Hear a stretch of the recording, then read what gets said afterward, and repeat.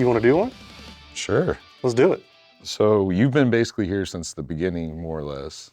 Yeah, the beginning of the rise. I started in June of 2020, so I'm getting close to 6 years here. And when I started, like I said, I was the first salesperson. We had a technician, and I was fresh out of college.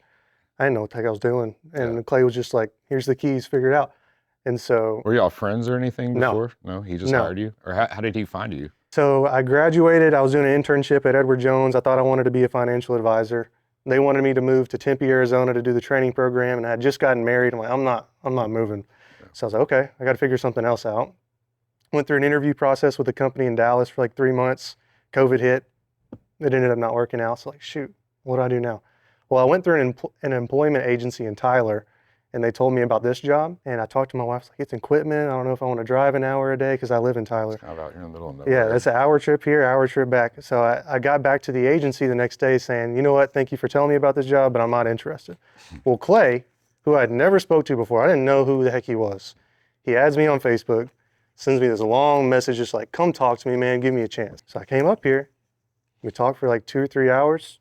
I went home that night. He sent me an offer. I accepted it, and here we are. It's crazy that you denied it at first. Yeah. Thinking it was just like a, higher temp agency type thing. Yeah, And I'd never talked to him. for you. The fact that his management and leadership style was very hands-off for me, which I needed, because I needed to figure stuff out. If I had him right next to me every day, every second, then I would have been just leaning on him for everything. Yeah. Me being by myself, I got to learn the machines the way that I want to learn them, learn how to talk to people on the phone the way that I want to. So yeah, his leadership style was great, and I needed it at that moment in time. Okay. When I first started in 2020, we really only had the Nova, and I think we had just come out with the Odin. But yeah, so I got to spend a lot of time learning the Nova, which was great for me because that's like the easiest one to learn. Yeah. And then later on, we had the Bolts and then the Aurora and all that. So the Aurora, the fiber galvo stuff, I'm still not great at it. But Yeah. again, I know enough to be I play dangerous. around with it. Like, I get in there enough. I like to do all this stuff for me and my own hobbies and, stuff that I want to do, but I hate doing it for customers. Yeah. Like in production, like I don't want to be the guy doing that. Like It's too stressful. I have, my guy Blake, he takes care of it. He's doing really well, learning it all. He wants to be there like I was telling you.